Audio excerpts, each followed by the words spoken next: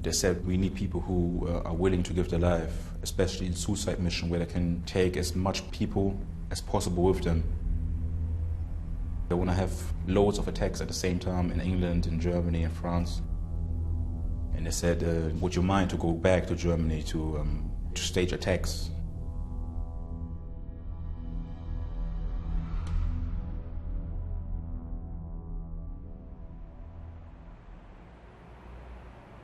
My name is Rukmini Kalimaki.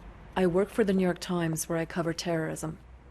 I'm going to meet Harry Sarfo, a German citizen who joined ISIS last year. He was arrested when he returned to Germany and is now serving a 3-year sentence in a maximum security prison outside the city of Bremen. Sarfo is the only European who was recruited by the branch of ISIS dedicated to carrying out attacks in Europe and is openly talking. Last week, he finished a year in solitary confinement. Now in the prison's general population, he's eager to share his story with me. You drove to Syria with your friend from Bremen, right? It took you 4 days, I think? Yeah, 4 days. I thought to myself, if I go down there and I live under Sharia, I would be much more happier than I live in a country where there's no Sharia. And how quickly after you got to Syria did you realize that you'd made a mistake? After 1 week. After 1 week? What happened after 1 week? After 1 week I realized it's all bullocks. I can't take it. He witnessed teenage recruits being beaten senseless for not being able to keep up. A gay man being thrown from a building. But the dark memory of a beheading has lingered the longest. And they tied him and bent him over his chair. And it was this huge big man with a big sword, and he chopped off his head. When you saw those things, did you turn away? Did you feel sick to your stomach? Yeah. What was your reaction? I lost, how can I say, especially when I saw the beheading, I had to sleep for I went straight away back to my camp. I could tell my legs were shaking. I nearly fell down because my body couldn't take it. I don't know how to explain. I was shaky. I was shaking because I was shocked. And everybody's screaming Allahu Akbar, and you're thinking to yourself, there's nothing holy about this. Sarfo says he wanted to leave, but it wouldn't be easy. It was clear that he and other European recruits were especially valuable to ISIS and to its leader, Abu Bakr al-Baghdadi. Then one man approached me and said, I heard you used to live in London and I heard you were born in Germany. Do you have any contacts or any networks in Germany who are willing to give their life for the Amir Abu Bakr al-Baghdadi? And I told him, no, I don't have no one. I'm not willing to go back as well. Then he said, especially in Germany and in England, it's lacking of people who are willing to give their life. My friend asked him, so what about France? Because they were asking about England and Germany, that they don't have people who are ready to give their life. And then my friend asked him, what about France? And they start laughing, but really serious laughing with tears in their eyes. Saying, oh, don't worry about France. Ma fi mushkila in Arabic means no problem. France is, don't worry about France. France, we have enough people. Wow. And that was probably in April. In April, yeah. So 5-6 months before the November 13th attacks. Exactly. Interesting. And what did you say? I said, no, I'm not willing to go back, and I don't know any persons.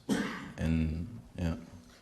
Regarding how many of the fighters sent by the Secret Service of ISIS have returned back to Europe.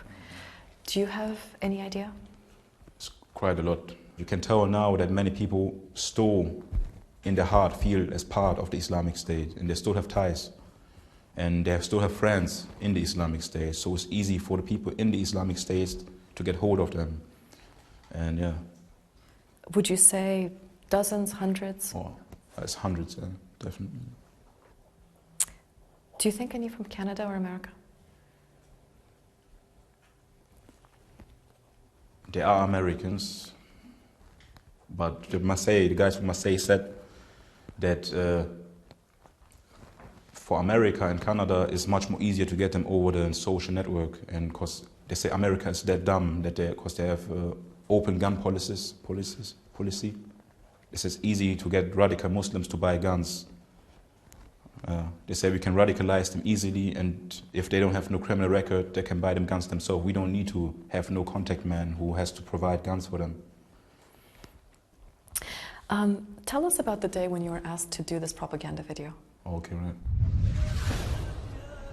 There were three cars at the beginning,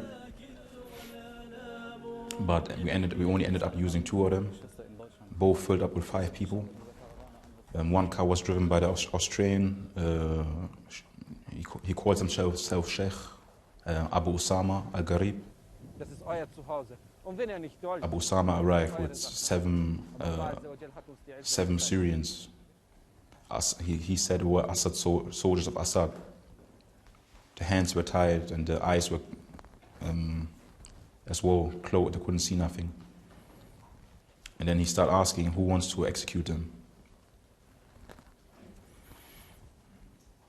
And everybody was raising their hands. I didn't raise my hand.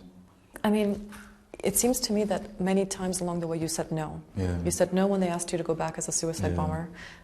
You said no a second time when they asked you a second time. You didn't take the gun. Yeah. They weren't getting suspicious of you at this point? They were, when I said I don't want to take part in the execution, they were all looking at me and they were asking me, why are you here then? Right. And then they said, okay, obviously then, but you have to take the black flag in the video. And how can I say, they said, you're black, you're German, it's going to be a good look for the video if a black man carries the black flag. And obviously I said yes to the lesser, because it was less worse than killing a person. And then what happened? The whole road was packed. Everybody came out of houses, people on motorbikes and cars, and they were filming everything. The Syrian guy was speaking, he started speaking and said, I'm not part of Assad's troops. I'm actually Sunni, same as you. And he was actually an imam, as he said. And Abu Osama quickly shot him. And then everybody else in the line started shooting. And seeing that, obviously, got me thinking about a lot of things. Yeah. At that point, you were already having doubts? Yeah, already. I had doubts before that, and that actually, how can I say, showed me that it's totally wrong. And I downloaded myself a Google map, and I start weighing up the options, how I can leave this place. But I remembered everybody was telling me it's impossible to leave. Everybody was, even the European guys who wanted to leave, they said it's impossible. So my hope was actually zero. I told myself I have to try anyway. For days, Sarfo studied the patterns of the authorities guarding the border of the Islamic State territory. And then, during evening prayers one night, he made a dash for freedom. And it didn't take long, and then they saw me. Like it was after 30 minutes, start shooting. People hunting me. They tried to hunt me down. And it was kind of a, how can I say? Yeah, it was a long journey. I kept on running, hiding. I had to hide. I was hiding in mud. I put mud on my face, on my clothes, covered in mud. And the border control came with a jeep, and these, I don't know how we call it, the big light. This is the big lights. They have a big light, and they were looking, and there was a couple meters. If they put a couple meters more left, they would have found me, but they didn't. Sarfo managed to avoid detection, and after a 10-hour trek, he made it across the border into Turkey. I heard the Adhan, the call to prayer, and I could hear the accent, the Turkish accent, so I realized, okay, I'm actually in Turkey now. Yeah. Amazing. How did you feel when you reached there? I was grateful, obviously. I was happy. Yeah. And when you took the flight back to Bremen, did you suspect you were going to be arrested? Yeah, I knew from the beginning that I'm going to get arrested, but I didn't really care about it. When Sarfo is released from prison, he'll likely face a European public that is skeptical of his redemption and may continue to see him as a threat.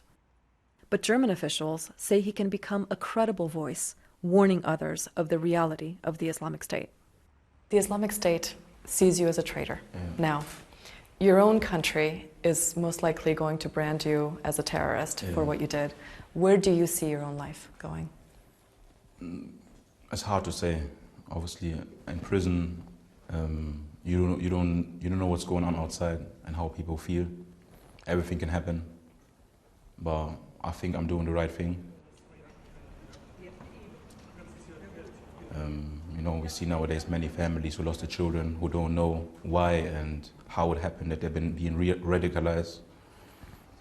And I hope I can help them as well, because my own mom was going through the same situation. And I don't mind if they brand me as a traitor, because what they're doing has nothing to do with Islam and the principles of Islam.